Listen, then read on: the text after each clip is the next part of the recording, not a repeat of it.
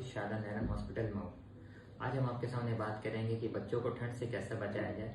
अक्सर पेरेंट्स आके पूछते हैं कि डॉक्टर साहब हम बच्चों को क्या पहनाएं और कितना कपड़ा पहनाएं ताकि उन्हें ठंड ना लगे।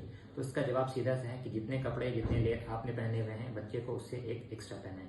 लेकिन इसका ये मतलब नहीं कि आप 6-7 लेयर तक पहना दे बच्चे को, इससे बच्चे को फीवर आ सकता है। दूसरा चीज ये है कि बच्चे का सर आप हमेशा ढकेंगे, बच्चे को मिटन्स पहनाएं, हाथ उनकी ढकी रहे और बच्चे को सॉक्स भी पहनाएं। और अगर सो रहा है बच्चा तो भी आप उनको कैप पहना के रखें ताकि जिनसे उनका कान कवर रहे। अच्छा, बच्चों को ठंड लग रही है या नहीं लग रही है, आप ये कैसे पहचानेंगे? तो उसका तरीका बहुत सीधा सा है कि आप अपने हाथों के कलाई के पीछे के हिस्से से आप बच्चे का पेट छूइए। अगर पेट गर्म लगता है उसके बाद फिर आप उस बच्चे का पैर छूइए या हाथ छूइए।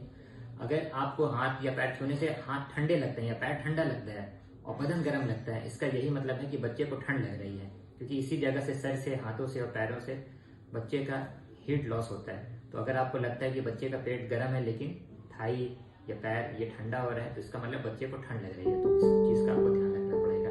बच्चे को बिना किसी वजह के बाहर नहीं लेके जाएं, बिना किसी वजह के छत में आप मत लेके जाइए कि धूप दिखाना है आपको, सिर्फ इसीलिए आप छत में लेके बैठे हैं तो बच्चे को इसमें ठंड लगने का बहुत ज्यादा खतरा रहता है। फिर अक्सर पेरेंट्स पूछते हैं कि हीटर यूज कैसे करें, हीटर यूज कर सकते हैं या नहीं कर सकते हैं, हीटर यूज कर रहे हैं तो क्या करना चाहिए, हमें किस बातों का ध्यान रखना चाहिए। तो इसका जवाब सीधा सा है, अगर आप ऑयल हीटर यूज कर रहे हैं तो ये सबसे अच्छी बात है। लेकिन अगर आप रॉड वाले हीटर यूज कर रहे हैं या ब्लोवर यूज कर रहे हैं तो बच्चे को उसके सामने ना लेटाएं और उससे बीच बीच में बंद करते रहें। और साथ ही साथ आप जिस कमरे में रॉड हीटर यूज कर रहे हैं उसी कमरे में थोड़ी दूरी पे एक बर्तन में पानी भर के आप रख दें ताकि जो कमरे की जो नमी है वो बनी रहे।